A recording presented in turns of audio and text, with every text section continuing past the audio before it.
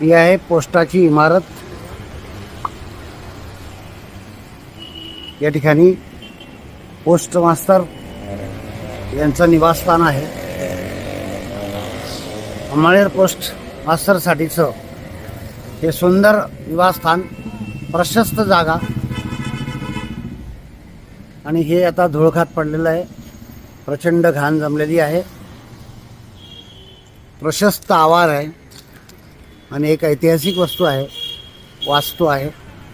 आणि हा बंगला आतून असं सांगतात तत्कालीन राहणारे पोस्ट मास्तर रमेश पवार यांनी साफसफाई केली होती, तर ते सांगतात की कलेक्टरला साजेसा असा हा बंगला आहे, छोटासा टुमदार, आणि आज तो धुळखात पडलेला आहे। लाखो करोडोची मालमत्ता दुर्लक्षित आहे। पोस्ट खात्याचं याकडे दुर्लक्ष नाही, आणि छोट्याशा जागेमध्ये आधार केंद्र वगैरे त्यांचं चाललेलं आहे, ते जरी इकडे उघडलं तरी चालेल, पण वस्तुतः हा बंगला मात्र धुळखात पडलेला आहे। पोस्ट मास्तर यांना घरभाडे भत्ता मिळत असावा, स्वतःचा इथं बंगला आहे पोस्टाचा, तर या बंगल्यात राहिला तर पोस्टाची बचतही होऊ शकते, आणि हा प्रशस्त आवार असं धुळखात पडून राहणार नाही।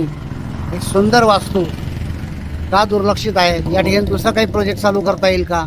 तर पोस्ट मास्तर व पोस्ट खात्याच्या वरिष्ठांनी याकडे लक्ष दिलं पाहिजे।